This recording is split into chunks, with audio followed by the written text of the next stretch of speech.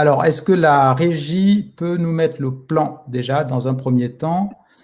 Alors, donc rapidement, le plan, on fait un petit point géographie. Afrophilo va donner quelques détails sur la zone. On va parler rapidement, un petit rappel de la migration bantoue pour resituer le contexte de ce soir, parce que évidemment, tout ça a une fois de plus des conséquences sur toute cette zone.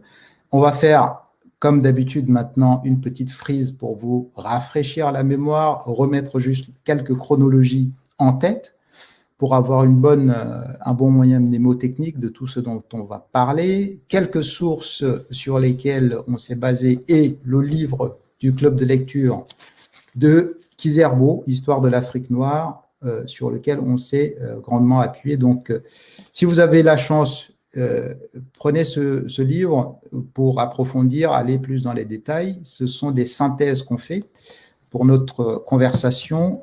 Voilà. Ceux qui veulent rejoindre le club de lecture, n'hésitez pas, il est encore temps. Je pense que la régie et Afrophilo suivent ça, donc n'hésitez pas à réagir là-dessus. Voilà le livre, Kizerbo, on est dessus. Donc voilà, ça vous permettra d'avoir une vue d'ensemble de l'histoire africaine. Donc sur les plans, après, on va plonger rapidement sur le Mapungu Boé, qui va être un petit peu ce qui va initier la civilisation autour du Grand Zimbabwe. Et puis après, on va parler du Grand Zimbabwe en lui-même. Après, deuxième slide de plan à la régie. Voilà, après, on va passer à l'espace de l'Afrique du Sud. On va positionner un petit peu les peuples dont on va parler. On va faire rapidement le déroulé sur le personnage qui est emblématique, Shaka Zulu, que vous savez, son épopée, etc. Et puis, les grands mouvements qu'il va y avoir dans cette zone-là, qui va s'appeler le Mfekane en pays zoulou. On va parler de l'interaction entre Boer zoulou et anglais. Et là, on est déjà, si vous voulez, sur une période qui est assez tardive, mais on est obligé d'en parler sur cette région parce que c'est très, très riche, dense, et c'est de l'histoire en accéléré sur ce bout de l'Afrique. Donc, voilà pour le plan. Je laisse la main à Afrophilo pour poser le contexte et puis nous allons poursuivre. Alors, comme d'habitude, vous savez, enfin, c'est toujours bien de faire un peu de géographie, resituer les localités, les cours d'eau, la topographie, les climats, etc. Ça permet toujours de comprendre les mouvements des groupes humains, les migrations, et aussi comment dire, la répartition des royaumes, des empires, etc., qui ne se font pas au hasard, comme vous avez vu pendant les présentations précédentes. Donc, on a commencé d'abord nos lives avec le bassin du Niger, donc en Afrique de l'Ouest. Ensuite, on est passé à l'Afrique de l'Est avec le Nil et la région des hauts plateaux où il y a l'Éthiopie actuelle. Ensuite, on est passé sur le Soudan central et vous remarquerez toujours que tous ces grands bassins civilisationnels où les royaumes, des structures étatiques se sont succédés, c'est toujours autour de grands cours d'eau. Et c'est vrai qu'en Afrique, il y a pas mal de cours d'eau emblématiques et c'est bien de connaître, de savoir où sont ces cours d'eau-là, parce que finalement, ce sont des repères dans l'espace et surtout, ce sont des repères très importants pour les peuples qui ont migré dans la zone, notamment pour les groupes qui n'avaient pas comment dire, de témoignages écrits, etc. Les cours d'eau, ça permet pas mal de se situer et de faire quelques corrélations. Et donc ici, vous avez, pour la partie sud, vous avez deux cartes. À gauche, c'est une carte sur les climats, sur la végétation et les climats. Donc en vert, vous reconnaissez au niveau de la RDC, le sud de la RDC actuelle, le nord de l'Angola, etc., Congo-Brazzaville, jusqu'en Tanzanie. En gros, on est encore dans la zone équatoriale bien forestière, surtout à l'ouest, au niveau de la RDC, on a vu la dernière fois avec le bassin du Congo. Ensuite, plus on va vers le sud, on entre dans des zones intermédiaires de savane où on a moins de forêts denses et pour arriver au niveau dans des zones désertiques telles que sur une bonne partie du Botswana et de la Namibie. Et cette organisation-là, vous voyez sur la droite, sur la partie est du continent, on retrouve sur la bordure, sur la côte, comment dire, ces savanes qu'on avait plus au nord. Et donc, il y a une dissymétrie entre la zone désertique et cette petite bande où on a de la végétation, où on a des prairies, on a des savanes, etc. Et vous allez voir en fait que la migration des Bantous, comme par hasard, va se faire de ce côté-là, comme par hasard. Ça ne va pas se faire du côté du désert, mais ça va surtout se faire du côté est. Donc le long du Mozambique, Swaziland, Lesotho, et puis pour aller même jusqu'au sud. Et d'ailleurs, que ce soit aussi bien les mouvements des Bantous, donc des Nguni, qu'on va voir tout à l'heure, donc les Soto, les Swazi, tous ces peuples-là, les Zoulous, etc. Mais aussi les mouvements des Boers, qui sont ces colons néerlandais qui étaient arrivés au Cap dans les années 1600 par là, et qui vont remonter également en cherchant des pâturages pour leurs bêtes, pour faire de l'agriculture, etc. Ils vont remonter aussi sur la même bande. Et dans la région compris entre le Lesotho et le Swaziland actuel, ça va être une zone, d'ailleurs on va le voir tout à l'heure avec Blood River, etc. C'est une zone où les groupes vont vraiment s'affronter, aussi bien les groupes bantous entre eux que les groupes européens, on va dire, Boers contre Anglais, etc. Et bien évidemment les groupes européens contre des groupes africains, etc. Donc c'est une zone historiquement où il y a eu énormément de mouvements. Chris va détailler tout ça. Et de l'autre côté, donc ça c'est pour la végétation, et de l'autre côté, vous voyez bien que au niveau tout ça, et on peut mettre ça en corrélation avec la topographie. Ici, vous voyez au niveau des plateaux de Luanda, c'est en gros, on est au niveau de l'Angola et au niveau de la Zambie.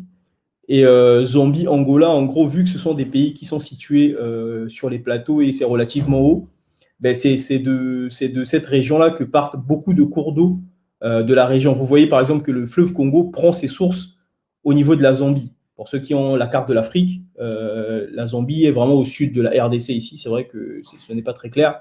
Et en fait, le Congo prend ces sources-là. Mais de l'autre côté, dans la même région, le Zambèze prend également sa source, mais pour le coup, pour aller finir au niveau de l'océan Atlantique. Mais même le fameux Okavango, l'Okavango, c'est un cours d'eau, c'est un peu spécial parce qu'il prend ses sources au niveau de l'Angola, sur les hauteurs, mais pour ne pas aller se jeter dans la mer, mais pour aller se jeter dans un bassin qui est terrestre. C'est-à-dire que c'est assez spécial. C'est l'une des seules zones, je pense, dans le monde où on a un delta, c'est-à-dire un cours d'eau qui va se jeter, non pas dans la mer, mais dans un désert, dans un bassin désertique où c'est sec. Donc, pendant des périodes de pluie, ça fait un petit lac. Et pendant les périodes sèches, vu qu'on est très proche du désert, c'est très sec. Et donc, c'est assez particulier. Et si vous regardez les images, c'est très beau, la sous-région. C'est vraiment l'une des plus belles régions d'Afrique. Et d'ailleurs, c'est dans cette région où il y a les chutes Victoria, etc., avec les grandes brumes le long du Zambèze, etc. Et donc, en allant vers le sud, quand on laisse l'Okavango, on laisse le Zambèze, avec le Congo beaucoup plus au nord, on descend vers le sud. L'un des cours d'eau les plus importants également à retenir, c'est le Limpopo, qui est un cours d'eau, en gros, qui se balade au sud du Zimbabwe actuel. Et ce repère est très important parce que vous allez voir, par exemple, c'est entre le Zambèze, qui est au nord, qui est au niveau de la Zambie et au nord entre la Zambie et le Zimbabwe, et au sud, le Limpopo, qui est au sud vraiment du Zimbabwe. Bah, toute cette zone est une zone habitée par globalement les Shona, et on va voir globalement comment c'est surtout dans cette zone en fait que il y aura le Mapungubwe, le Grand Zimbabwe, etc. Et ce n'est pas un hasard. Et donc le Limpopo, c'est vraiment un bon repère. Le Grand Zimbabwe, par exemple, c'était au nord du Limpopo. Ensuite, il y a eu des migrations vers le sud progressivement, et des groupes bantous, etc. Et donc le Limpopo, c'est un très bon repère. Et quand on va vers le sud, il y a également deux repères qu'il faut avoir en tête, notamment en Afrique du Sud. Il y a le fleuve Orange, très important, qui part de la chaîne montagneuse du Drakensberg, ici, au sud. Et Chris va vous expliquer tout à l'heure toute l'histoire autour de cette chaîne de montagne, comment les Soto vont faire pour créer cette petite principauté en se protégeant des attaques des Bélés, et également des Boers qui remontaient, etc. Donc c'est une vraie forteresse naturelle, pardon. Ensuite, il y a bien évidemment le Vaal, qui est un cours d'eau également très important, parce que entre le Vaal et et l'orange, c'est là que les bourgs vont commencer à organiser des États indépendants de l'Angleterre, donc des États purement bourgs, des États afrikaners, quoi. Donc les États libres d'Orange et puis d'autres États plus au nord, le Transvaal, etc. D'ailleurs, le Transvaal, ça vient du fait que c'était le long de cette rivière, le Vaal.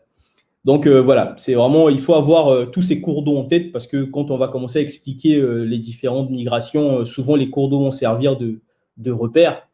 Et c'est très important d'avoir ces différents cours d'eau en tête, etc. Donc Congo, fleuve Congo, Zambèze, Okavango, Limpopo, le Vaal et puis l'Orange. C'est vraiment des grands cours d'eau qui structurent vraiment la sous-région et les différents peuples en mémoire et se situent par rapport à ces cours d'eau-là. En sachant qu'il y a bien évidemment beaucoup, beaucoup plus de cours d'eau. Ça, ce sont des cours d'eau vraiment principaux. Mais après, il y a vraiment beaucoup, beaucoup de petits cours d'eau que les Nguni, ensuite les différents groupes d'Nguni ont traversé progressivement, avec d'abord les Soto qui sont allés plus au sud, les Kossa également qui sont allés au sud, ensuite les Zoulous et les Swazi qui sont restés tardivement un peu plus au nord, mais dans leur mouvement de migration postérieur, etc. Voilà, il y aura toute une dynamique des géopolitiques. Et puis après, bien évidemment, l'arrivée des Néerlandais, à partir, il y aura dès les années 1750, 1760, il va commencer à avoir des rencontres. Et là, vous allez voir comment toute cette région c'est historiquement structuré. Vous allez voir aussi que c'est une région où il y a eu pas mal d'affrontements, pas mal de violences, et qui explique aussi pas mal de choses dans l'histoire, on va dire, récente, dans l'histoire moderne. Et donc, voilà pour la géographie globale de la zone. Alors, je vais demander à la régie de passer à la suite.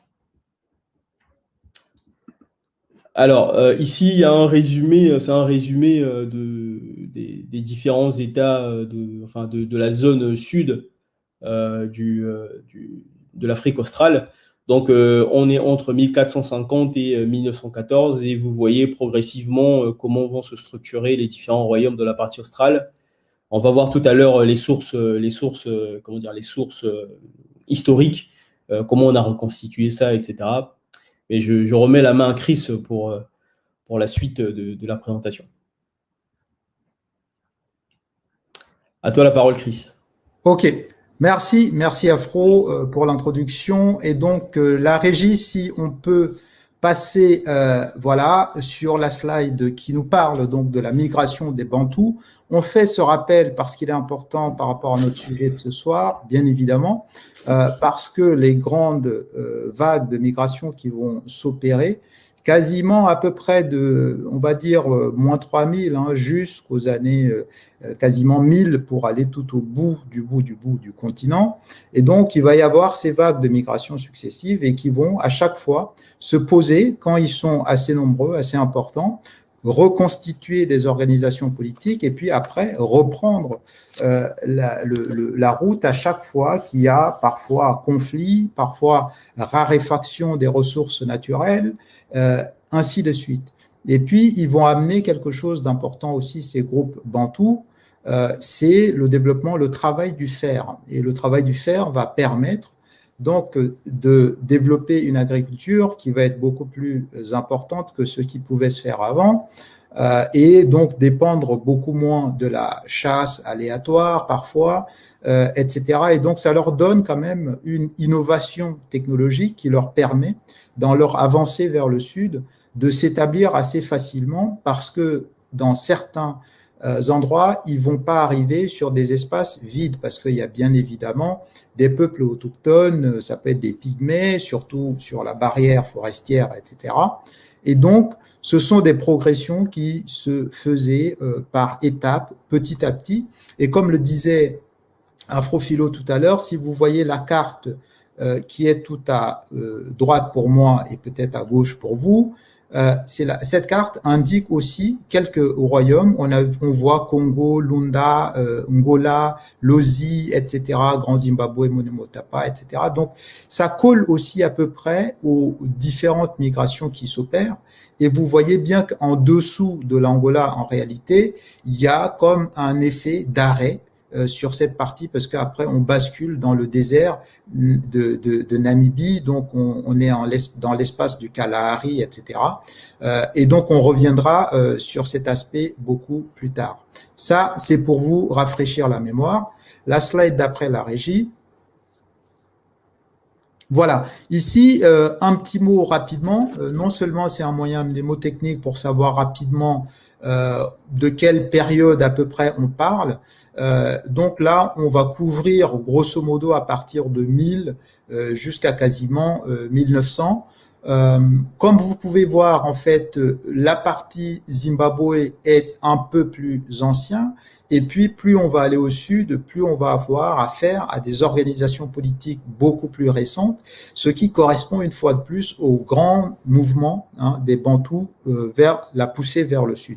Donc, c'est pour ça que vous allez voir en vert ici, globalement, des civilisations, des organisations politiques autour de la zone du Zimbabwe.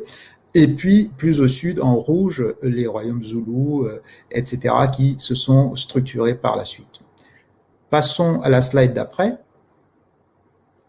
Voilà, ici, donc, quelques sources. Donc, si vous lisez donc l'histoire de l'Afrique noire de Kizerbo, vous allez avoir quelques sources qui sont mentionnées.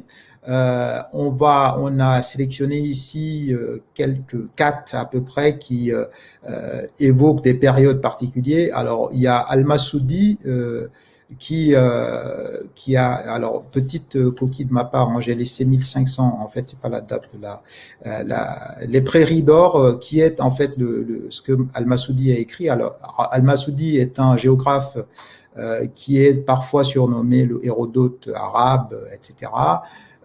Il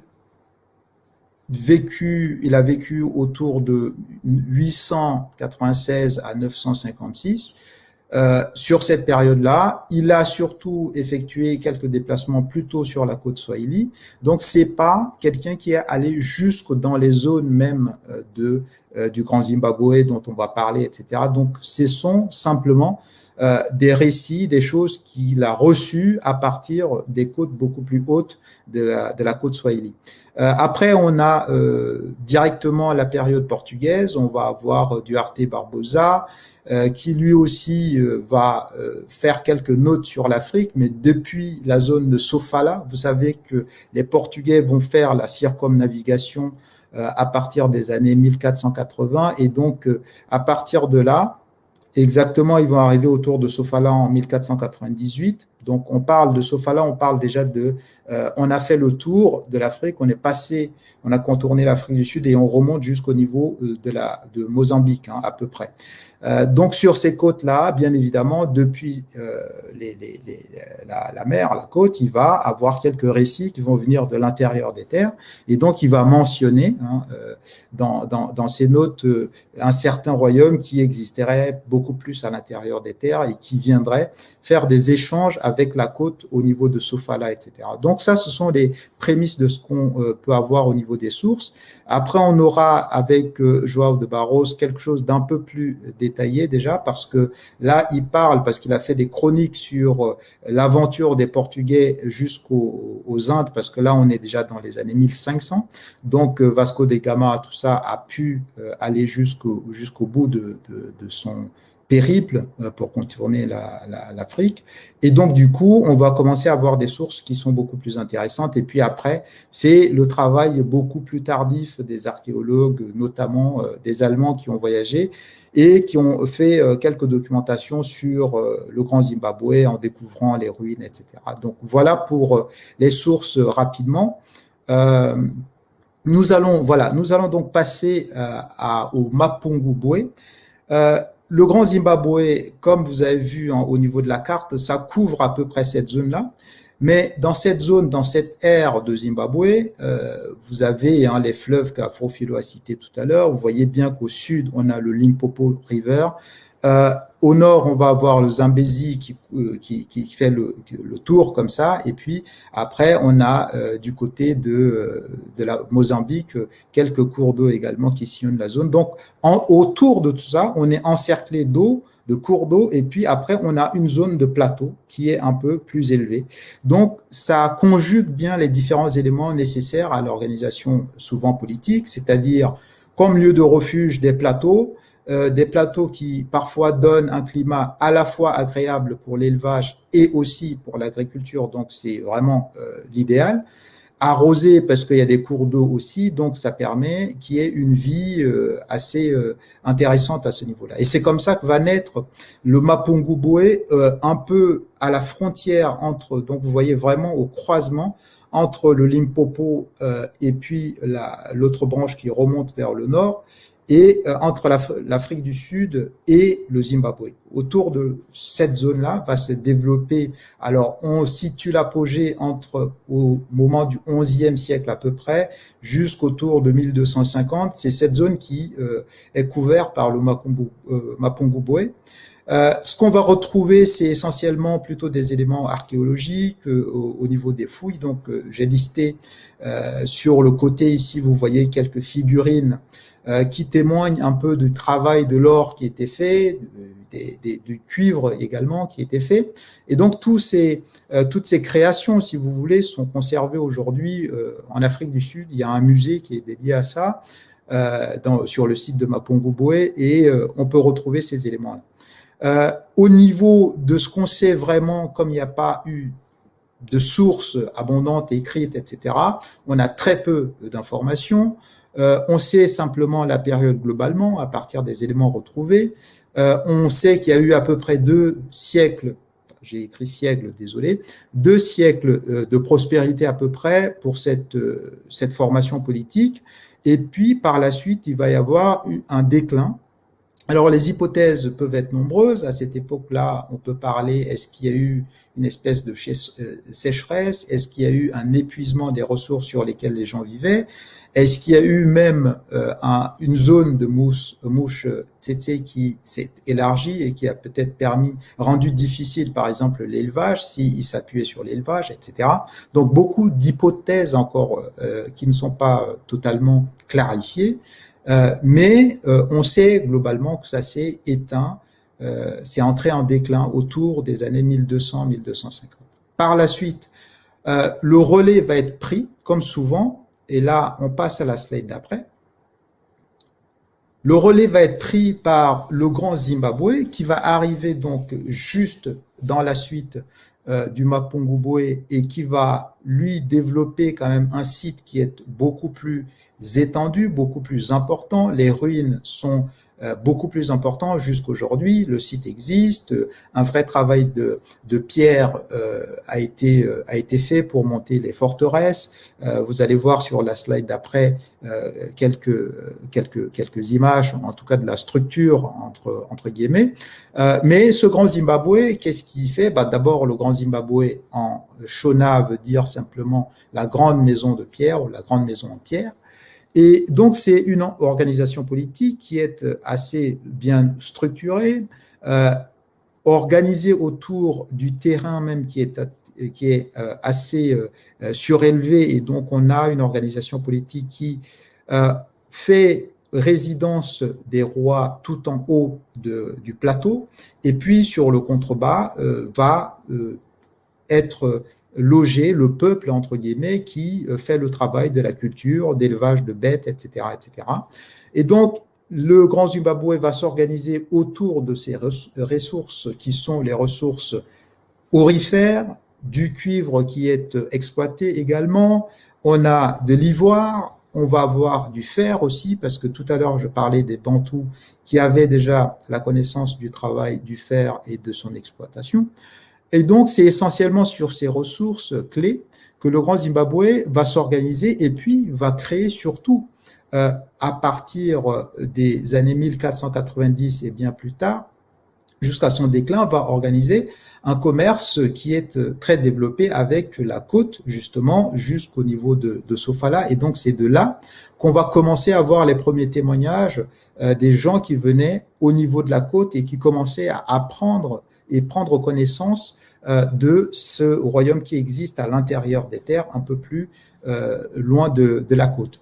Ils vont avoir aussi beaucoup d'importations qui va se faire parce que on a parlé de la côte Swahili dans notre live précédent, où on a parlé du commerce qui se faisait sur toute l'océan Indien et qui allait donc jusqu'en Chine, etc. Et ça, on va le faire grâce aux fouilles archéologiques qui vont trouver des céramiques et des restes de quelques bijoux au niveau des rois, des chefs, des tombeaux, etc. Et donc, ça va témoigner des échanges qu'il y avait entre ces entités-là. En tout cas, le fait qu'il y avait des produits qui s'acheminaient jusqu'au Grand Zimbabwe et qui pouvaient venir du bassin chinois, de l'Inde, etc. Voilà, c'est un peuple qui s'organise autour de l'agriculture. À l'époque, c'est essentiellement pour la production céréalière, essentiellement du sorgho, du mil, comme on en trouve un peu partout en Afrique. Ça, c'est du céréale endogène qui est propre, qui pousse là-bas, etc. Vous savez qu'il y a d'autres qui vont venir par la suite, tels que le riz et autres qui vont être implantés petit à petit par la suite avec les échanges et le manioc et bien d'autres choses qui vont venir parfois de l'Amérique du Sud, parfois de l'Asie, etc. Mais eux, c'était essentiellement autour du sorgho, la chasse, l'élevage, et puis comme on est sur une zone assez arrosée avec des cours d'eau, il y a la pêche également. Alors, on peut passer à la slide d'après. Voilà, sur le Grand Zimbabwe, rapidement, l'organisation politique, je vous le disais tout à l'heure, c'était simple. Ils se sont basés sur le terrain lui-même, qui est, comme vous le voyez sur le schéma au milieu, qui est un terrain qui est élevé, et donc tout en haut, c'est là où on va trouver les ruines de ce que vous voyez sur votre gauche, c'est-à-dire l'enclosure principale où résiderait le roi, hein, le roi qui s'appelait les Mambo, le titre de roi c'était Mambo, et c'est donc tout en hauteur que le roi pouvait vivre. Et puis par la suite, en fait, tout autour, il y avait le peuple qui était éloigné, et puis de temps en temps, il y a aussi quelques annexes, hein, pour, par exemple, les concubines du roi qui pouvaient habiter également ces zones. Donc, voilà pour l'organisation politique. Alors, ils avaient quelques éléments comme ça qui sont là, qui relèvent de la tradition orale, mais qu'on peut évoquer comme ça. C'est qu'ils avaient, alors pour symboliquement signifier la vie du roi, ils avaient un feu, alors qu'ils activaient, qu'ils allumaient, et que ce feu-là était éteint quand le roi est mort, et on rallume un nouveau une fois qu'on a fait le choix du nouveau roi au niveau de Zimbabwe. Donc, même phénomène que le Mapungubwe. Zimbabwe va partir de 1200 à peu près, va évoluer jusqu'aux années 1500. Et puis là, il va y avoir plusieurs phénomènes qui vont aussi causer son déclin. Alors, dans un premier temps, il y a l'hypothèse qu'il y a eu un déplacement de toute la couronne à un moment donné, qui va déplacer la capitale non plus qui va mettre la capitale non plus au Grand Zimbabwe, mais sur un territoire à côté qui s'appelle le Kami. Et au Kami, ils vont reconstituer une structure avec quelques ruines qui vont rester également. Et puis par la suite, de Kami vont encore émigrer une nouvelle fois, la classe dirigeante, pour cette fois-ci aller vers ce qui va donner le Monomotapa. Et le Monomotapa, qui est d'ailleurs en fait le surnom qui part du Mone Mutapa, qui veut signifier dans ces langues globalement le grand guerrier, le grand chef, le grand. Et parce que en fait, il menait des expéditions sur la zone du Monomotapa, qui est un peu au-dessus, un peu plus au nord encore du Grand Zimbabwe, pour justement aller occuper ces terres-là. Alors, plusieurs hypothèses peuvent expliquer, une fois de plus, ce déclin et par la suite ces mouvements, ces déplacements. Dans un premier temps, on peut évoquer, il y a toujours l'hypothèse de la surexploitation de la zone, parce qu'on est quand même sur des zones qui sont à la fois utilisées pour l'agriculture et également pour les bêtes. Et il y a aussi d'autres hypothèses assez insolites, telles que par exemple, à un moment donné, il peut y avoir raréfaction du sel, parce que vous savez, le sel est assez important, et là, les Peuls, etc. vont comprendre ce que je veux dire. C'est-à-dire, le sel est important à la fois pour les bêtes, mais également pour les hommes. Pour les bêtes, c'est très important, que ce soit les chameaux, que ce soit les vaches, les zébus, etc. Et donc, il peut y avoir un déclin en sel qui pousse à aller chercher d'autres sources. Et donc, ça peut pousser au déplacement. Il y a également l'épuisement, parce que cette civilisation s'est basée quand même énormément sur les échanges avec la côte et surtout l'or. Et donc, à un moment donné, il peut y avoir aussi épuisement par manque d'innovation technique pour aller chercher de l'or qui est peut-être un peu plus enfui, un peu plus enfoui, et donc du coup plus compliqué à extraire. Et donc ça peut aussi poser un problème, et un déplacement serait nécessaire pour aller chercher d'autres sources et d'autres zones beaucoup mieux pour être exploitées. Voilà rapidement quelques hypothèses émises pour le déclin du Grand Zimbabwe, mais aujourd'hui, beaucoup de travaux se poursuivent, notamment en archéologie, etc. encore, pour essayer de comprendre tout ça. Donc, une fois de plus, des sources qui sont rares, mais quelques ruines qui permettent de travailler pour essayer de comprendre encore plus cette civilisation. Donc ça, globalement, à partir de là, le Grand Zimbabwe connaît un déclin. On refait le Monemotapa qui va survivre jusqu'à l'arrivée des Portugais et la pénétration des Portugais de plus en plus. Vous savez, les Portugais vont commencer à prendre de plus en plus la côte Mozambique et vont aller de plus en plus dans les terres. Et donc, ça va survivre grosso modo, le Monemotapa, jusqu'à l'arrivée des Portugais, et puis par la suite, l'installation va se faire complètement sur la côte. Il y a d'autres entités qui vont se développer, notamment des confédérations Marawi, qui va donner ce qui va être à peu près le creuset des organisations politiques Malawi, qui va par la suite devenir le pays tel qu'on le connaît, le Malawi aujourd'hui. Et donc, voilà les entités qui vont se développer. Un empire qui s'appelle l'Empire Rosi aussi, qui va survivre par la suite autour de cette zone-là, et qui va finir par la suite à être complètement éteint avec la progression coloniale des Anglais, des Portugais, qui vont venir bien plus tard. Donc ça, c'est le premier chapitre autour de ce centre Zimbabwe, de ce pôle Zimbabwe, pour faire très rapidement. Nous allons basculer sur la deuxième partie, qui est une partie qui concerne l'Afrique beaucoup plus australe. Et là, on va entamer une autre partie de l'histoire. Et alors, remarque déjà, c'est que cette partie va être beaucoup plus intense. Pourquoi? Parce qu'à la fois, on a beaucoup plus de sources, parce que évidemment c'est beaucoup plus tardif aussi, ça se comprend. Il y a eu les arrivées très tôt des Portugais, par la suite des Hollandais, par la suite les Anglais, et donc c'est assez documenté. Il y a eu des guerres clairement entre, vous allez voir, les différents peuples. Donc du coup, ça permet d'avoir beaucoup plus de ressources pour travailler sur cette partie. Alors partons directement dans le sujet. D'abord, dans un premier temps, les différents groupes qui existent dans cette zone-là. Quand vous prenez la carte aujourd'hui à peu près de l'Afrique du Sud, on va avoir dans un premier temps ce que j'appelle ici les groupes de peuples. On distingue deux groupes.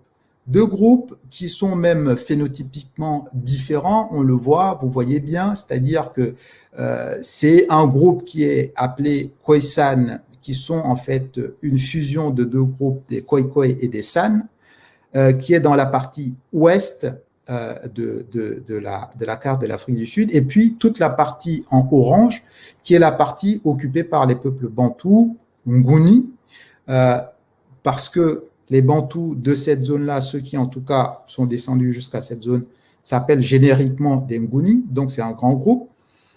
Et si vous allez un peu plus dans le détail dans l'autre partie, alors un mot rapidement sur ces deux groupes, c'est-à-dire que les groupes Khoisan sont des groupes qui sont arrivés très très tôt et qui, on sait même pas depuis quand ils sont sur place. Hein. Il y a encore des hésitations au niveau à peu près, mais ils sont quasiment les seuls groupes qui sont qu'on peut considérer comme autochtones. Les Bantous, les Ngoni vont venir un peu plus tard, beaucoup plus tardivement.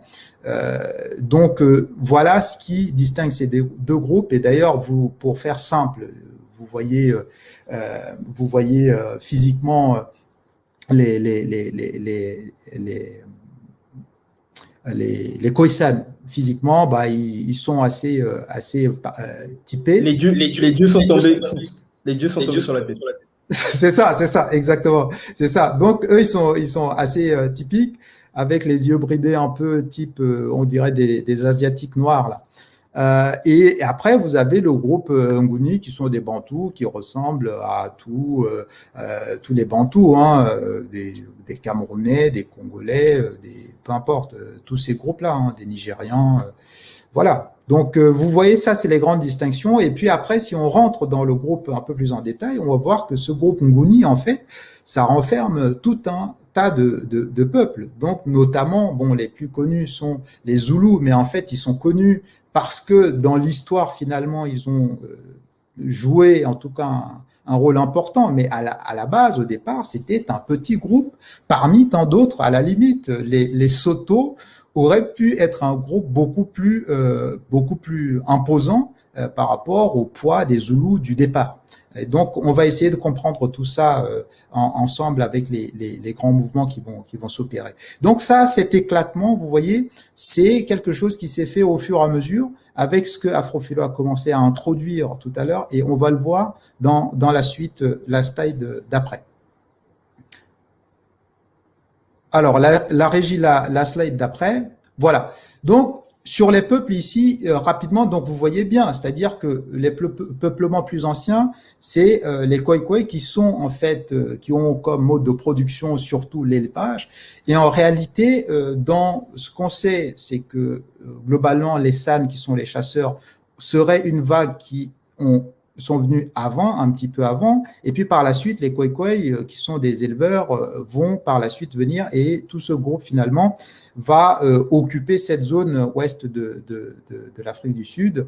Et puis de l'autre côté, on va avoir les Nguni, qui sont la suite des migrations bantoues, qui sont assez tardives, et dans ce groupe de Nguni, bah, vous avez tous les groupes qu'on a cités, les Swazi, les Soto, les Zoulous, etc. On passe à la slide d'après. Voilà. Après, si on passe un petit peu plus en avant, donc c'est-à-dire que tout à l'heure, comme Afrophilo a dit, hein, c'est-à-dire que les Nguni sont venus dans un premier temps en groupe, ils se sont séparés avec les groupes Soto qui sont sur le versant nord, entre guillemets, de la chaîne de Drakensberg, et puis le versant qui est plus proche de la mer, c'est ce qui va être occupé par les Zoulous. Donc, si vous voyez la carte juste avant, vous voyez. Et donc, ces peuples vont venir par l'est, le nord-est, comme ça, vont commencer à descendre petit à petit.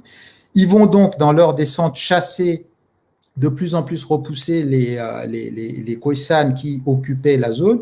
Et ça va faire que les Khoisan vont remonter de plus en plus vers tout ce qui est le désert du Kalahari, parce que justement, eux n'étant pas forcément des agriculteurs comme les Nguni, donc ces groupes bantous, eux peuvent continuer à faire leur petite chasse ici et là dans le désert, comme jusqu'aujourd'hui. Ils le font d'ailleurs dans le désert, que ce soit dans l'espace du Namibie, un petit bout du Botswana, etc. Ils se développent très bien, ils s'organisent très bien dans ces zones-là, mais en même temps, ça veut dire qu'ils sont sur une économie qui est très compliquée, et donc du coup, ils sont obligés de rester dans des petits groupes, et c'est pour ça qu'ils n'ont pas non plus développé, si vous voulez, des grandes entités, des grandes organisations de type politique telles que les Nguni vont le faire par la suite. Mais on comprendra, on verra pourquoi les Nguni vont atteindre cette organisation par la suite.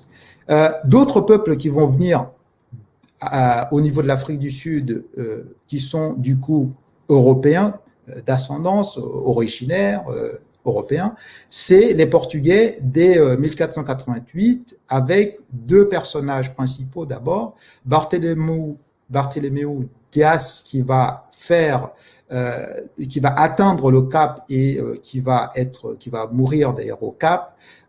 Et puis, par la suite, Vasco da Gama, qui lui, toujours dans le souci de contourner l'Afrique pour aller vers les Indes, parce qu'il faut savoir un petit contexte global de cette époque-là, c'est-à-dire c'est la course vers les Indes, et donc chacun, les différents royaumes, Portugal, les Hollandais plus tard, et puis bien plus tard encore les Anglais, etc., tout le monde va essayer d'aller vers les Indes parce que c'est le grand espace de commerce international dont on a parlé quand on a parlé du monde Swahili, et qui fait aussi que de l'Inde venaient la plupart des richesses connues de l'époque, hein, c'est-à-dire tout ce qui est épices, tout ce qui est, etc., etc. Donc tout ce commerce, c'était vraiment concentré sur ces zones-là. Donc, on avait le regard tourné vers l'Orient. Et donc, le fait de contourner l'Afrique est d'abord pour aller atteindre ces zones. Simplement, après Vasco da Gama, qui va donc du coup faire le tour, lui va mourir aussi aux Indes, à Cochin, va venir bien plus tard, en 1658, les Hollandais. Les Hollandais, à cette époque-là, étaient également dans une démarche d'aller vers les Indes, et donc c'est d'ailleurs par la Compagnie des Indes hollandaises qu'ils vont entreprendre cette démarche, et c'est là où ils vont s'arrêter au niveau du Cap. Après avoir fait quelques tentatives dans d'autres zones, ils vont s'arrêter au Cap, et c'est là où Johan van Riebeeck va s'installer. Il organise le Cap comme une étape intermédiaire un petit peu pour continuer le voyage vers tout l'espace de l'Indonésie actuelle, hein, c'est-à-dire Java, toutes ces îles, etc., qui étaient des possessions hollandaises à cette époque-là. Et donc, ils organisent ça. Et puis, en s'installant dans un premier temps au Cap comme un relais pour continuer les voyages, petit à petit, ils vont éprouver des besoins parce que ils ont pas spécialement de nourriture, il faut produire de la nourriture, etc. Il faut avoir, etc. Donc, dans un premier temps, ils vont entrer en contact avec les Khoisan pour justement avoir ces éléments de base. On a parlé du bétail, par exemple, pour se nourrir, des choses comme ça. Donc, c'est là où les premiers contacts démarrent avec les peuples Khoisan et les Hollandais sur cette zone-là. Les Portugais qui, eux, contournent jusqu'au Sofala et vont continuer par la suite beaucoup plus tôt, eux ont fait escale au niveau de ce qui est le pays Zoulou, le KwaZulu Natal, avec le comptoir qui va devenir Durban bien plus tard, hein, donc qui est la ville au niveau de l'est de l'Afrique du Sud, le nord-est de l'Afrique du Sud, Durban. Donc, ils vont s'arrêter sur ce point-là, et c'est comme ça qu'ils vont donner le nom de Natal qui va rester dans le KwaZulu Natal, par exemple, ou même qui va être repris par les Boers, les Hollandais plus tard, dans leur république du Transvaal, qui va être appelée parfois Natalia, etc. Et juste le Natal, c'est parce qu'ils y arrivent un 25 décembre, c'est ça, hein? Exactement, voilà, c'est ça. Le Natal, pour eux, c'est des Portugais. On était c'est des chrétiens portugais. On arrive en décembre. Natal, c'est effectivement c'est Noël, la naissance du Christ. Donc symboliquement, ils ont appelé la zone Natal. Donc c'est comme ça que ce nom est resté jusqu'aujourd'hui dans ces vocabulaires sud-africains. Passons à la slide d'après. Voilà. Et donc, tout à l'heure, je disais pourquoi la progression d'Nguni a été important, et ça leur a permis quelque part, si vous voulez, de pousser les Khoisan, jusqu'à l'espace totalement à l'ouest et même vers le désert. C'est qu'il y a simplement un phénomène qu'il faut observer. Les groupes bantous, on a dit, sont arrivés avec le travail du fer. Avec le travail du fer, non seulement on commence à faire des houes, donc on essaye d'améliorer l'agriculture, mais on fait aussi des armes qui sont beaucoup plus létales, beaucoup plus importantes. Et donc, du coup, ça veut dire qu'il y a une innovation technologique, un avantage technologique. Et là, ça nous rappelle à l'actualité et au débat qu'on a souvent, mais peut-être on aura l'occasion de revenir dessus, c'est que eux, avec leur avantage technologique, n'ont pas hésité, entre guillemets, à utiliser cet avantage dans leur progression pour repousser les autres peuples parce que ça leur a permis de s'organiser pour être plus importants. C'est pas parce que ils sont juste Nguni et les autres leur ont laissé de la place. Non, ils ont progressé, ils ont prospéré parce que ils sont arrivés avec un avantage technologique déjà, même si c'était le travail du fer, même si c'est tout ça, ça produisait quelques effets. Les effets, c'est l'agriculture, je disais tout à l'heure, ça permet d'assurer une pérennisation un petit peu des denrées et donc ça permet quand même d'avoir des ressources tout le temps pour se nourrir et donc avoir une population qui est un peu plus nombreuse. Et évidemment, à ces époques-là, si on a une population un peu plus nombreuse qui se nourrit bien et donc abondamment et donc qui est en bonne santé, on en fait des petits guerriers beaucoup plus facilement que si on est dans d'autres structures beaucoup plus limitées en calories et qui gèrent au quotidien justement ce qu'il faut. Donc, c'est deux paradigmes et deux trajectoires qui commencent à être différentes. Et c'est pour ça que la poussée des Nguni va aller s'agrandissant petit à petit et qui va par la suite, vous allez le voir, créer pour une fois en Afrique, en tout cas dans cette zone-là, un peu le schéma qu'on a observé un peu en Afrique de l'Ouest. C'est-à-dire, les peuples s'installent maintenant, se fixent, se développent et là, on commence à se rendre compte que les frontières commencent à être limitées. C'est-à-dire que souvent avant, dans leurs grands mouvements, à chaque fois qu'il y avait conflit, par exemple, comme c'est le cas au Rwanda, par exemple, il y a une petite guéguerre, un petit conflit, quelques démonstrations de force, et puis on réglait l'affaire en se disant, allez, on va se barrer, on va aller ailleurs, parce qu'il y avait des étendues. L'espace était là, ça ne servait à rien de risquer sa vie, etc., d'aller dans des affrontements compliqués. Mais en même temps, le défaut de ça, ça ne permet pas le perfectionnement des armes, etc. aussi. Donc, vous voyez, on est déjà dans une dynamique qui va vers la période assez tardive de ce monde Nguni, petit à petit, s'orienter différemment par rapport à ce qu'on peut connaître dans le grand espace peu peuplé de l'Afrique, des forêts, etc., où les petites entités sont restées isolées très longtemps. Et donc, si on passe à la slide d'après, voilà, à la slide d'après, on va accélérer rapidement parce que ces peuples Nguni, on l'a dit, en fait, ils vont passer donc à des structures qui vont être des chefferies petit à petit, à occuper, en fait, avec l'agriculture, l'élevage, la prospérité, le fait qu'ils se développent bien, etc., à occuper quasiment tout l'espace. C'est-à-dire qu'à un moment donné, les frontières, pour se lever et se barrer de plus en plus loin, étaient limitées. Pourquoi? Parce que, comme je vous l'ai dit, à cette époque-là, les Hollandais qui se sont installés tout à l'heure, je disais, qui se sont installés simplement au niveau du Cap, vont commencer eux aussi petit à petit à faire une population qui devient un peu plus importante. Pourquoi? Parce que justement, avec les besoins en nourriture, en agriculture, etc. qu'ils avaient, à un moment donné, ce que donnaient les Khoisan n'était plus suffisant. Et donc, du coup, il faut savoir que à cette époque-là, déjà, il y a beaucoup de choses qui se passent en Europe. Il y a d'abord les guerres protestants, chrétiens, etc., qui s'opéraient. Il y a eu beaucoup de migrations de populations des différents pays qui étaient chrétiens. Par exemple, des protestants de France qui se sont barrés en Suisse, en Allemagne, qui se sont barrés jusqu'aux Pays-Bas, etc. Et donc, qu'est-ce qui va se faire? À un moment donné, le Cap, qui au début était juste une étape pour aller vers les Indes, petit à petit va commencer à devenir une colonie parce que, étant sur place, ils vont dire il faut maintenant s'organiser quand même pour s'alimenter, pour avoir une espèce de machin. Et donc là, on démarre la conquête du Cap et on commence à aller de plus en plus vers les terres. Et donc, vous voyez bien que les Boers, donc les Hollandais, qui vont s'appeler Boers parce que en fait, c'est au moment où ils se mettent à faire de l'agriculture. Et en hollandais, ils appellent Boers les paysans, quoi, les agriculteurs. Et donc, c'est à partir de ce moment-là qu'ils vont se nommer comme ça. On passe de Dutch à Boers.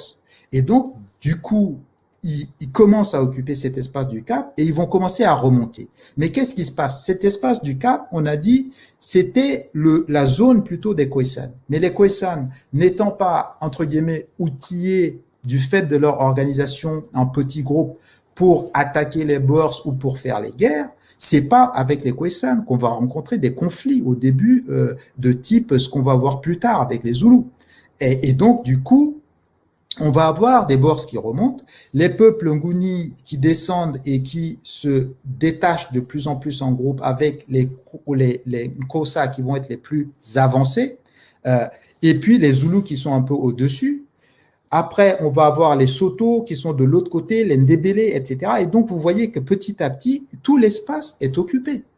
Et donc, on ne peut plus se déplacer. Les Nguni vont commencer à entrer dans une phase où ils se faisaient la guerre entre eux tout le temps, dans des petits groupes. Les groupes qui étaient les plus importants, c'est les Mtoetoa et les Ndwandwe. Les Zoulous étaient juste un petit groupe, mais finalement, il va émerger à la suite des différents affrontements le personnage de Shaka que vous connaissez, autour de 1816. Et Shaka va être un personnage qui est assez particulier, mais ça, vous connaissez l'histoire, avec les films et tout ce qui était raconté, vous connaissez l'histoire à peu près, mais comme il a été élevé dans un autre groupe du côté de sa mère, il va subir justement en fait tous les problèmes que des enfants peuvent subir en tant que un peu paria, considéré comme pas tout à fait du groupe dans lequel il est parce qu'il est du petit groupe Zoulou, un peu méprisé par les autres, etc. Et donc tout ça, tout ce conservatisme, tout ce machin va faire que quelque part, si on fait un peu la psychologie en 2 secondes de Shaka, c'est quelqu'un qui veut quand même remettre un certain nombre de choses en cause, parce qu'il en a un peu souffert peut-être dans sa chair. Et donc, du coup, il se passe quoi? Il se passe que il commence dans l'armée, petit à petit, il se fait un petit nom, et puis par la suite, c'est quand il va prendre la tête du groupe Zoulou, du petit groupe Zoulou, qu'il va lancer un certain nombre de réformes militaires pour essayer d'améliorer l'organisation de la guerre, de l'armée, etc. Et donc, du coup, ça va essentiellement reposer sur le fait de dire qu'on va sortir des traditions qui voulaient que d'abord ce soit que des personnes d'un âge avancé, expérimenté, qui fassent la guerre. Lui, il va ouvrir un petit peu la guerre à une classe d'âge beaucoup plus étendue. Donc, quelque part, il démocratise l'accès à la guerre, on va dire. Et du coup, il va aussi, ça va lui permettre d'intégrer beaucoup plus de gens dans sa structure et il ne choisit plus uniquement que quelques petits groupes très proches de lui, mais il élargit un petit peu pour une raison très simple, parce qu'il a bien vu que les petits groupes à un moment donné n'étaient pas vraiment efficaces et que lui-même issu entre guillemets du groupe Zoulou, il a bien vu que c'était un petit groupe qui était tout le temps malmené par les Ndwandwe, les Mtoetoa, etc. Vous voyez, donc c'est un peu dans tout cet écosystème qu'il va se lancer quand il va prendre la tête. Alors il a commencé déjà quand il était dans les bataillons, déjà dans les groupes pour lesquels il se battait, mais quand il va vraiment prendre la tête, c'est là où il va structurer avec le développement de nouveaux armes et il va changer un peu la philosophie de la guerre à cette époque-là quand même. Parce que comme je le disais toujours, c'était des guerres où on était les uns les autres un peu éloignés, on se balançait quelques lances, on avait quelques blessés, quelques malheureux, mais c'est très peu parce que d'abord on est dans des petits groupes, etc. Mais lui, il va d'abord développer d'autres armes. Un arme beaucoup plus court, un arme de presque de rapport de combat rapproché qui vont appeler le isegai, le ikloa en zoulou, et qui va permettre en fait d'avoir des combats beaucoup plus rapprochés. Mais tout ça, cette révolution, il le fait aussi parce que quelque part, comme il a une armée qui est beaucoup plus importante, il sait très bien que en affrontant les gens en combat rapproché, on les écrase beaucoup plus rapidement, etc., etc. Et donc même la philosophie de la guerre, lui, il va changer parce qu'il va dire maintenant, ça suffit des petites guerres où on se fait la guerre, mais on ne va pas jusqu'au bout à ce que soit la personne s'exile totalement et va dans un espace totalement éloigné, ou sinon on l'écrase totalement pour pas qu'il revienne. Et donc il change même la philosophie de la guerre de cette époque-là. Et du coup, ça va permettre à ce que le petit groupe de Zoulou va devenir un groupe beaucoup plus important. Mais en devenant un groupe beaucoup plus important, il va aussi créer un certain nombre de bouleversements au niveau de cette zone-là, et les peuples qui étaient tout autour, là, vont commencer à se mettre en mouvement pour fuir justement l'empire de Shaka Zulu. Et c'est dans ce mouvement-là qu'on va atteindre ce qu'ils vont appeler le Mfekane. Donc là, on va passer à la... Alors, en deux mots peut-être rapidement, et on va passer à la suite. En deux mots, c'est quoi? Il invente donc l'espèce de saguet là qui est beaucoup plus court pour les combats rapprochés. Il développe globalement comme on est sur des combats rapprochés, bah du coup, il faut se protéger beaucoup plus avec l'armure, enfin le bouclier, et donc on développe des boucliers beaucoup plus grands, etc., etc. Et donc c'est toutes ces transformations qu'il va faire. Il va développer quelques tactiques aussi, puisqu'on est dans des combats rapprochés. Voyez donc un peu la figure un peu du Napoléon du monde zoulou, quoi. C'est un peu ça, c'est un peu de tout ça. Il devient ce chef de guerre, il impose son groupe au reste, et donc ça va provoquer le Mfekane dont on va parler à la slide qui vient après. Voilà. Donc, l'empire zoulou se constitue.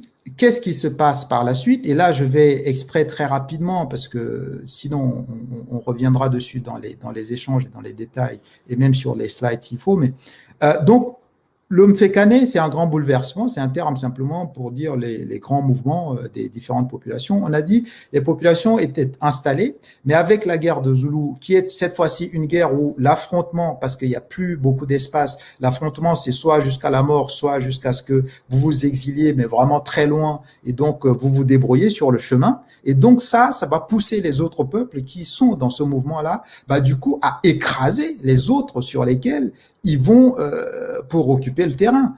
Et d'ailleurs, il va se passer des choses qui sont beaucoup plus complexes que des schémas très simples. C'est-à-dire, par exemple, les Mfengu qui vont descendre vers l'espace qui est poussé par l'empire zoulou, et qui vont descendre vers les Kossa, bah, les Kossa, eux, les Kossa, là, leur équation, elle est très simple. Elle dit, bah, nous, de toute façon, on peut pas descendre plus bas parce qu'il y a déjà le cap qui est occupé par les Boers qui occupent le terrain et qui remontent. Et donc, du coup, qu'est-ce qu'ils vont faire? Bah, parfois, ils vont même, certaines sources, même faire des alliances avec les Boers pour mater les Fengu, pour les rechasser, pour qu'ils remontent, etc. Donc, vous voyez que c'est des articulations qui sont maintenant sur chacun essaie de défendre son territoire. Les alliances se font et se défont à chaque fois selon les situations.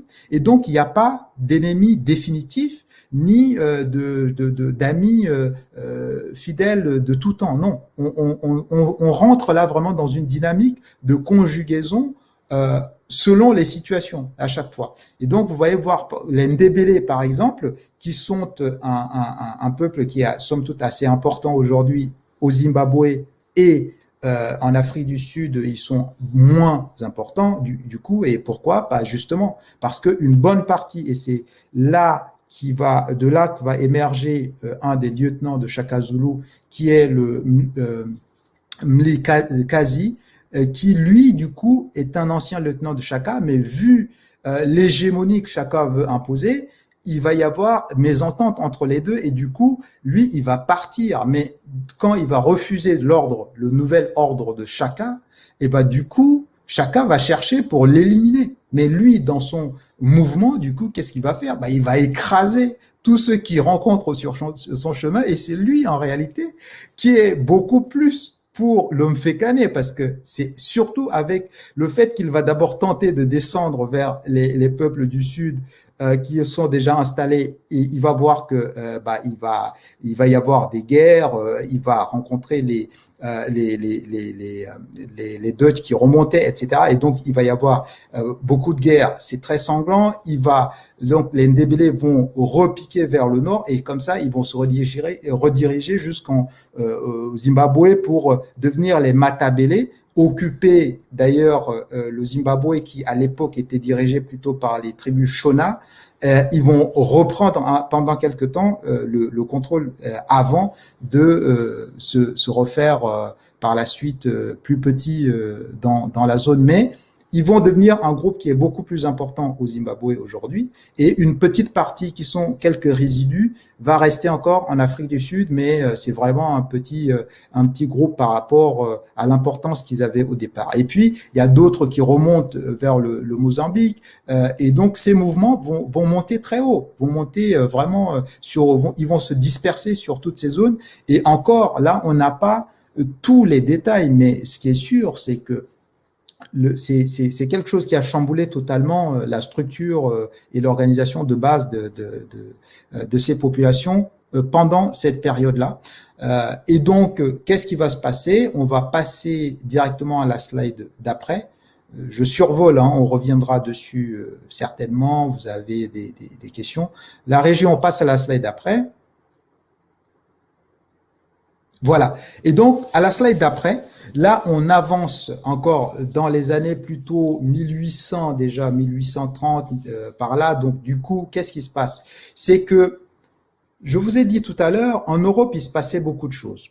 Dans un premier temps, pour que les gens viennent occuper le Cap, c'était essentiellement des Hollandais, avec Johan van Riebeeck, et puis petit à petit, ils vont constituer une petite population. Mais comme à l'époque en Europe, il y a la guerre, des guerres de religion, révocation de l'édit de Nantes qui permettait aux populations de vivre ensemble, tout ça est passé. Donc du coup, il y a une nouvelle migration des protestants qui partent de France, qui vont aller dans d'autres pays. On les appelle des Huguenots.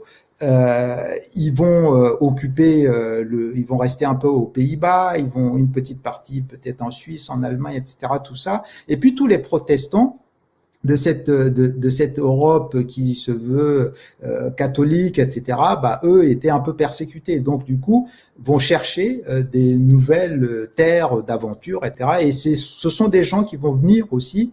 Une petite partie va venir aussi alimenter la colonie du Cap avec les Hollandais, et donc ça va constituer petit à petit un fonds de population de souche européenne qui vont être ces personnes-là, des Hollandais d'abord, un peu de Français, un peu d'Allemands, etc. Un petit patchwork, en tout cas, de monde qui ne sont pas des chrétiens catholiques de type italien, portugais, français, etc. de cette époque-là. Donc, ça va constituer la base. Simplement, qu'est-ce qui se passe? Il y a la guerre entre la France et l'Angleterre qui éclate aussi dans les années 1793, juste avant cette période-là. Donc, il y a toutes ces guerres qui se déclenchent, et donc les Anglais et les Français qui se disputent aussi une puissance un peu internationale vont essayer de faire quoi? Bah, également faire le tour de l'Afrique pour contrôler aussi la route des Indes, parce qu'à l'époque, le canal de Suez n'est pas encore ouvert, ça va venir juste après, mais c'est pas encore ouvert. Donc, contrôler le Cap, c'est également contrôler le commerce international de cette époque, et donc c'était important. Et donc, dès que les Français, eux, vont marcher sur les Provinces-Unies, donc les Pays-Bas de cette époque-là, et bah, dès que les Français occupent le Pays-Bas, bah, du coup, les Anglais, les Hollandais vont discuter avec les Anglais pour dire, bah, du coup, est-ce que vous pouvez, parce que vous pouvez vous défendre, entre guillemets, vous êtes une puissance, parce que là, les Hollandais n'avaient pas tous les moyens pour défendre ces zones-là, parce que leur puissance était déclinante. Donc, du coup, ils négocient avec les Anglais dans un premier temps pour que les Anglais occupent temporairement le Cap pour le protéger pour eux. Et puis après, on va s'arranger, entre guillemets. Mais les Anglais occupent dans un premier temps. Dès qu'ils ont trouvé un compromis avec le traité d'Amiens, etc., ils vont donc du coup redonner le Cap aux Hollandais. Mais par la suite, ils vont reprendre le Cap quand la concurrence va se faire fort entre la France et l'Angleterre à nouveau. Et c'est à partir de là que va démarrer vraiment la colonisation anglaise. Et cette colonisation anglaise va venir avec tout un schéma qui est différent de ce que les Boers, eux, avaient comme philosophie. Eux, ils avaient comme philosophie de vivre dans leur coin, d'être des paysans, de continuer à faire leur développement. À part, ils n'étaient pas dans une démarche active de colonisation d'autres parties de l'Afrique du Sud, etc. Et ils vont être poussés parce que la couronne britannique vont commencer va commencer à leur imposer des taxes parce qu'on commence à prendre le contrôle du territoire, donc leur imposer des taxes, etc., etc. Et donc eux, ils vont dire, bah, on ne peut pas supporter ça. Les Britanniques vont ramener aussi leur mode de pensée religieuse pour pouvoir l'imposer aux Boers. Les Boers ne vont pas supporter également parce que déjà, ce sont des gens qui ont fui l'Europe. Pour la grande partie qui est protestante, ils ont fui l'Europe exactement pour ces mêmes raisons, et donc ils ne veulent pas changer cette manière de faire, et donc du coup, ils vont entamer ce qu'ils appellent le Voortrek, c'est-à-dire le grand trek, le grand déplacement, et là, on va entamer une séquence qui va être aussi semée de guerre, et là, on va en fait avoir pour une fois les Blancs qui partent de la côte et qui remontent. Alors autant avec le contact avec les Khoisan, ça n'a pas été très violent parce que globalement les organisations des Khoisan faisaient qu'en fait on ne pouvait pas entrer dans une conflictualité type ce qu'ils vont connaître par la suite avec les Zoulous. Parce que pour du côté des Zoulous, du coup, à se faire la guerre entre eux, les Nguni, pendant longtemps, bah, les gars, avec les révolutions de l'armée de Chaka, etc., les gars étaient préparés pour la guerre. Et c'est comme ça que quand les Boers vont remonter maintenant, pour essayer dans leur but de s'installer dans la zone justement qui est au-dessus du rivière Orange, et c'est là où dans un premier temps ils vont s'installer, une petite partie, mais tout le monde ne va pas être d'accord avec cette situation, ils vont encore vouloir aller beaucoup plus loin pour échapper au contrôle des Anglais. Et donc, à partir de là, une petite partie va s'installer dans cette zone au-dessus du rivière Orange, ils vont appeler ça le Free State, Orange Free State, c'est-à-dire l'État libre de l'Orange. Et une petite partie va vouloir s'aventurer un peu vers l'est, sur les terres zoulous, en essayant de chercher s'il n'y a pas d'autres terres de libre là-bas. Et c'est là où va démarrer les affrontements avec les groupes zoulous. Les groupes zoulous donc vont tendre des pièges à des Boers parce que dans un premier temps ils vont les laisser venir. Il va y avoir des négociations avec les chefs zoulous pour que les gars ils s'installent, mais au final ils vont pas être d'accord parce que quand ils vont voir les zoulous, enfin les Boers arriver, ils vont voir que c'est toute une colonie, etc. et qu'ils vont pas être contents. Donc les zoulous vont les massacrer totalement. Et c'est en apprenant ça que par la suite en fait ceux qui se sont installés en République d'Orange vont s'organiser pour venir aller entrer en confrontation avec les Zoulous. Et là, il va y avoir la grande bataille de Blood River que vous voyez sur le tableau en bas, là, en 1838, où il va y avoir globalement à peu près 500 Boers, ceux qui vont venir avec leurs caravanes, leurs machins, etc., entrer dans les terres des Zoulous. Et les Zoulous vont venir à l'affrontement, les attaquer avec, je ne sais pas, à peu près des estimations autour de 10 000 guerriers. Donc là, on parle quand même des guerres qui ne sont pas des petites guerres. Et donc, du coup, le massacre va être important. Les Zoulous vont, dans leur mouvement de retraite, vont connaître beaucoup de pertes à cause des armes à feu, de tout ça. Et donc, du coup, c'est là où on va nommer le rivière qui, à l'époque, était plutôt appelé le Nkromé. Ils vont l'appeler le Blood River à cause des sangs qui a coulé sur cette bataille qui a coloré le fleuve, etc. Donc ça, c'est la séquence guerre pour la partie Zoulou. Mais par la suite, qu'est-ce qu'ils vont faire? Une petite partie, toujours dans la recherche d'autres terres, va remonter, va quitter la partie de la République d'Orange, va continuer pour aller traverser le Val et justement pour s'installer au-dessus. Et c'est là où ils vont recréer la République sud-africaine du Val.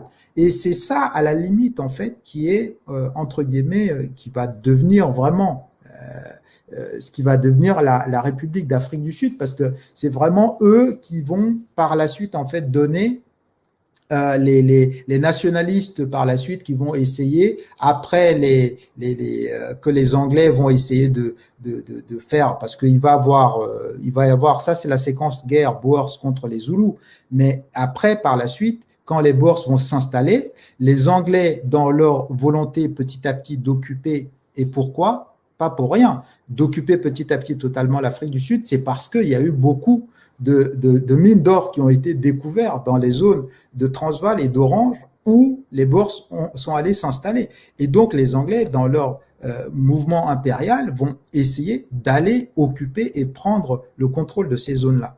Et à partir de là, et puis après pour d'autres raisons stratégiques aussi, c'est-à-dire que les Anglais veulent petit à petit aller occuper à la fois les côtes où les Zoulous se sont installés. C'est pour ça que bien plus tard, il va y avoir la guerre anglo-zoulou, qui est vraiment ce qui fait l'objet du film de Zoulou, qui ont popularisé un peu les figures des guerriers zoulous, etc. Mais donc, vous voyez que cette période, elle est dense et toujours tout le temps en combat. C'est-à-dire, il y a la première guerre des Boers avec les Anglais, après il va y avoir la deuxième guerre des Boers avec les Anglais, et c'est vraiment à cette deuxième guerre des Boers, qui va durer jusqu'en 1902, c'est vraiment là où les deux républiques Boers en fait vont perdre totalement leur autonomie, c'est-à-dire la République d'Orange, la République libre d'Orange et la République du Transvaal vont perdre leur autonomie, et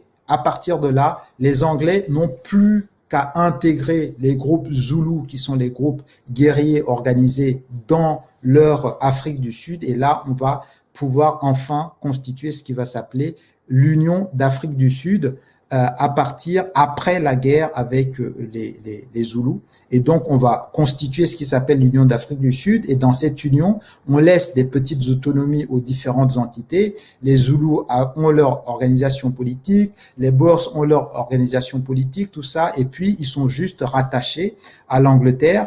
Et donc là, on arrive à peu près à l'Afrique du Sud qui commence à prendre les formes de ce que ça va devenir dans la période actuelle. Mais voilà, c'est très dense. Je ne sais pas si sur cette partie, Afrophilo, tu as un mot peut-être rapidement avant qu'on passe à la fin. Oui, enfin, il y a plein de choses à dire. Honnêtement, il y a plein de choses à dire. Moi, j'aimerais juste romancer un peu parce que il y a plusieurs épisodes mythiques, mais par exemple, il y a l'épisode où tu vois comment dire. Bon, pour ne pas refaire toute l'histoire. Il y a un écho chez toi, Chris, je pense. Les Afrikaners, ils arrivent au niveau de la zone entre l'Orange et le Vaal. Et donc, il y en a certains qui décident de rester là. C'est ce qui a donné les États de l'Orange, en jaune ici. Mais il y en a d'autres qui décident de continuer. Donc, ce sont les différentes branches. Celle qui va vers l'ouest, vers l'est et puis vers le nord. Et pour ceux qui vont vers l'est, donc ils contournent le pays Soto et ils traversent Drakensberg. Parce que comment il s'appelle, Kizerbo le romance bien, parce que les mecs, ils ont une mentalité biblique et ils s'attendent, ils considèrent qu'ils sont les Juifs et que les Anglais ce sont les Égyptiens qui les pourchassent, et donc ils cherchent une terre promise. Et donc, ils traversent la montagne du Drakensberg, mais ils ne savent pas ce qu'ils vont rencontrer derrière. Et donc, quand ils arrivent derrière, ils voient une magnifique plaine qui va vers la mer, toute plane, où ils peuvent faire de l'agriculture et tout. Les mecs sont heureux. Mais quand ils arrivent sur place, clairement, c'est la terre promise. Mais quand ils arrivent sur place, en fait, c'était le Natal, le KwaZulu Natal. Et en fait, les Anglais étaient déjà là par la mer, et sur le port. Et les Zoulous étaient là déjà en train de gouverner la région, etc. Et puis, il y a l'épisode, du coup, où il va demander les terres au fils de Zoulou à l'époque, donc qui était le chef des Zoulous, qui s'appelait Djingane. Et donc, ils vont le voir, etc. Ils négocient pour avoir des terres. Mais après, Djingane, il devient méfiant parce qu'il se dit, bon, ils vont arriver, il y en a d'autres qui vont arriver. Et puis, le mec, c'est pas un rigolo, quoi. Donc, il crée une sorte de banquet piège où il fait venir des bourgs, où on donne de la bière, etc. Les gens boivent et il les massacre pendant le banquet, tu vois.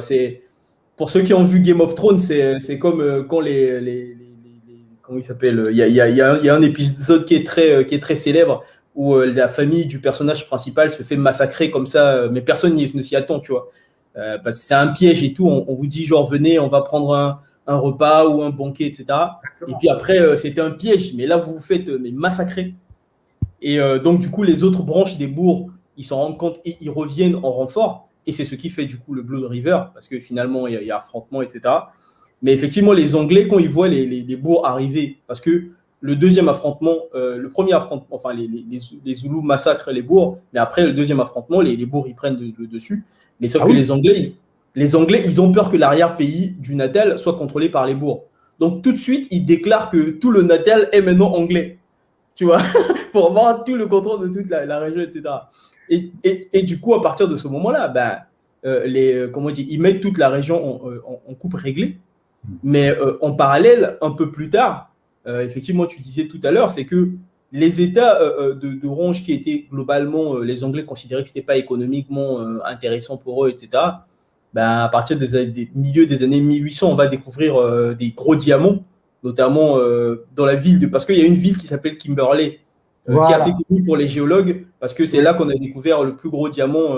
Et en fait, voilà. Et en fait, les diamants se forment dans une roche qui s'appelle la kimberlite, et le nom de kimberlite vient justement de la localité de Kimberley, qui est juste au sud de la rivière, enfin du Val, entre le Val et l'Orange. Et une fois qu'on a découvert ça, tu vois, les Anglais, ils sont toujours opportunistes, tu vois. Ils ont toujours un coup d'avance, et à chaque fois, ils malmènent tout le monde. Parce que dès qu'ils arrivent, déjà quand ils arrivent au Cap, dans un premier temps, ils prennent tranquillement, comme ils ont négocié avec les Hollandais, ils prennent tranquillement le contrôle du Cap, ils disent ok, bon, on va défendre pour vous. Après, ils redonnent. Mais par la suite, ils ont dit ok, d'accord, très bien. Quand ils ont commencé à envoyer quelques-uns de leurs missionnaires, machin, mais ils ont toujours été subtils. Ils ont toujours dit, ils ont monté par exemple, les quelques paysans qui étaient proches des Dutch, ils les ont montés contre eux en disant, bah, attention, eux, ils font encore de l'exploitation, alors que nous, on est, tu sais, dans leur grande phase de lutte contre l'esclavage, les Anglais, quand ils se sont retournés. Exactement. Et oui, ils ont utilisé tout ce qu'ils avaient. Donc, ils ont été vraiment stratèges sur cette zone, et par petits mouvements avancés comme ça, ils ont fini totalement par prendre le contrôle des deux républiques boers, et à la fois quand ils ont fini par vaincre les Zoulous. Après, dans un premier temps, il y a eu quelques pertes, des défaites, des grosses défaites contre les Zoulous, mais à la fin, quand ils ont fini par gagner, c'est fini. Là, on arrive à la fin et à leur hégémonie. Et donc là, c'est fini. Et tout à l'heure, tu précisais qu'il n'y a pas eu d'affrontement entre les Afrikaners et les Khoisan globalement. Justement, s'il n'y a pas d'affrontement, c'est parce qu'il y a asservissement très vite. En réalité, les quelques groupes de Khoisan qui étaient là ont été asservis, et ils travaillaient en général comme fermiers ou presque comme esclaves, en tout cas comme serfs, dans les exploitations d'Afrikaners. Et justement, ce qui va créer, l'une des causes qui vont créer le grand mouvement des bourgs vers le nord, donc le Grand Trek, c'est que les Anglais, dans leur mouvement d'abolition de l'esclavage et avec tous les mouvements, ils vont commencer à donner des droits aux Noirs, parce qu'après tout, il y avait déjà eu un précédent en Angleterre où il y avait un Noir qui avait réussi à gagner un procès, etc. Donc, on va commencer à donner ces droits partout, que ce soit aux Amériques, dans les Antilles, mais même en Afrique du Sud. Et du coup, ça va agacer les bourgs, parce que les Noirs, ils avaient maintenant le droit d'aller devant un tribunal pour porter plainte contre un maître qui l'exploitait, etc., ou qui l'avait frappé, etc. Et eux, pour eux, c'était le comble, c'était pas possible. Donc, c'est à partir de tous ces éléments-là qui font que les mecs, ils commencent à entrevoir, ils commencent à migrer vers le nord. Mais tout à l'heure, j'ai vu dans les commentaires, il y a quelqu'un qui évoquait la Vénus hottentote qui a fait parler d'elle, l'histoire de cette femme hottentot qui a été emmenée en Europe et qui avait des grosses formes, etc. C'est dans les années 1700, justement, c'est né de cette rencontre entre les Afrikaners et les Khoisan, parce qu'en fait, cette femme, je pense que l'histoire, c'est qu'elle était, c'est justement servante, elle était esclave ou serf dans une exploitation afrikaner dans la zone de ce qui va devenir la colonie du Cap, tu vois, donc vraiment dans la zone sud. Mais par contre, aussi bien ils arrivent facilement à servir les Khoisan, comme tu disais tout à l'heure, ça se passe pas du tout comme ça, que ce soit avec les Xhosa ou que ce soit avec les Zoulous, ça se passe pas du tout comme ça, parce que les mecs, c'est pas des rigolos, quoi. Ah non. Et du coup, c'est pour ça que dès qu'on entre dans l'espace de Zoulou, ça y est, c'est des guerres, des batailles rangées où le sang a coulé, et là on commence à aligner et donc ça montre aussi l'importance de la structuration à grande échelle, ça montre l'importance, parce que qu'est-ce qui a permis à ces Nguni finalement d'avoir une structuration de ce type pour à un moment donné quand même opposer des résistances? Ça veut dire que c'est la structuration à grande échelle, c'est le fait d'intégrer et de ne plus rester dans des petits groupes éparses, c'est le fait aussi d'accepter cette innovation technologique, de développer du fer, de travailler le fer, etc. C'est tout un ensemble d'éléments. Le développement de l'agriculture, c'est toutes ces choses qui a fait qu'à un moment donné, à la rencontre des groupes Nguni, c'est pas la même chose que chez les groupes Khoisan. Donc, voilà rapidement quelques éléments. Nous sommes à 1h20. Je crois que c'est la dernière slide. La régie, est-ce que c'est bien cela? Voilà, juste, voilà, je finis sur cette slide. Donc, du coup, j'ai devancé un peu la situation, mais globalement, quand on va avancer, et donc, du coup, qu'est-ce qui va se passer? Vous voyez bien que les Anglais, dans leur mouvement stratégique petit à petit, vont totalement entourer toutes les républiques du Transvaal et de l'Orange, et donc, finalement, d'abord contrôle les mers. Une fois de plus, on revient à la question thalassocratie, tellurocratie dont on avait parlé la dernière fois. Une fois qu'ils contrôlent les mers et qu'ils entourent par la Rhodésie, par le Bechuanaland, par la colonie du Cap, jusqu'en pays Zoulou, les républiques néerlandais, c'est fini. Ça veut dire quoi? Ça veut dire que les Néerlandais ne peuvent plus mener de guerre contre les Anglais comme ils pouvaient faire avant. Parce que leurs armes, ça va venir d'où? Les armes vont venir par la mer. Sauf que c'est les Anglais qui contrôlent les mers. C'est facile. Les armes, c'est pour aller où?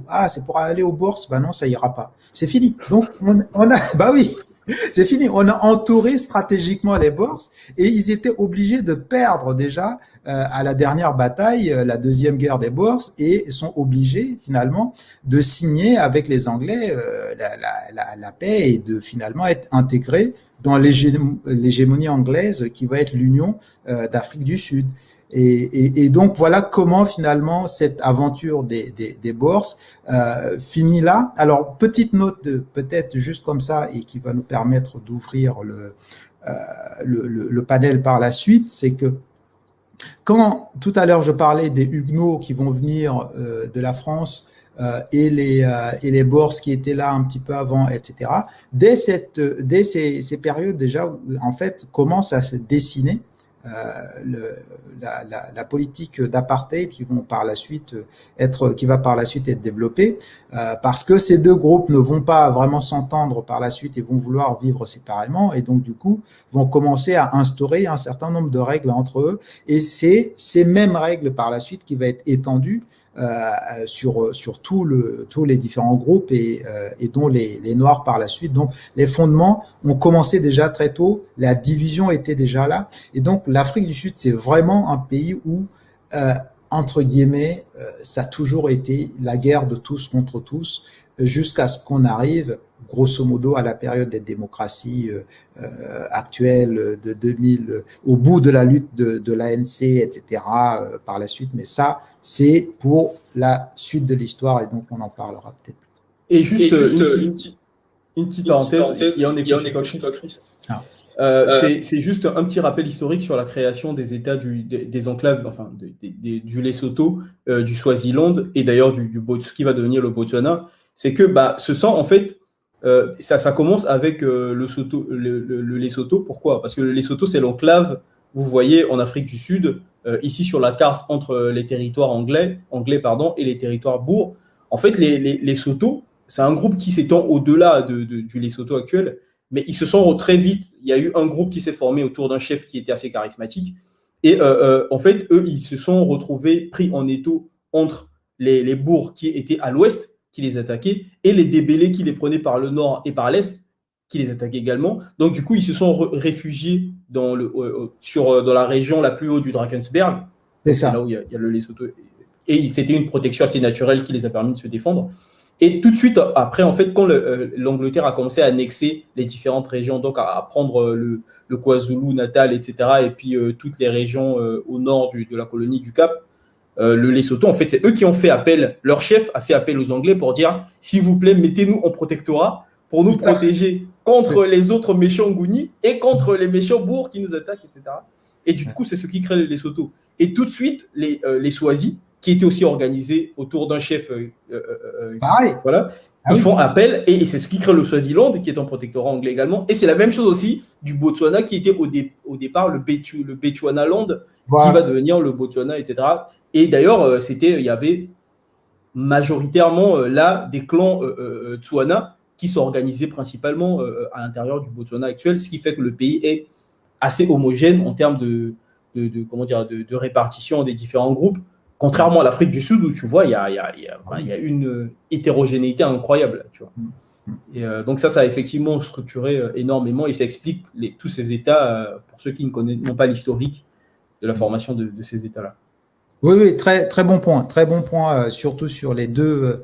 Et du coup, ça crée des situations assez marrantes parce que du coup, par exemple, au Lesotho, quand on regarde l'Afrique du Sud actuelle, évidemment, il y a une petite partie des Soto qui sont en Afrique du Sud et puis tout à fait, ouais. Voilà. Et puis d'autres qui ont leur république et les Swazis, c'est la même chose. Il y a une petite partie, etc. Donc voilà globalement cette histoire. Je pense que on a survolé l'essentiel. Il y a certainement des questions à apporter. Donc merci pour votre attention. Et puis on va ouvrir le panel. Et puis la régie, si vraiment il y a besoin de revenir sur une carte pour donner quelques détails, on le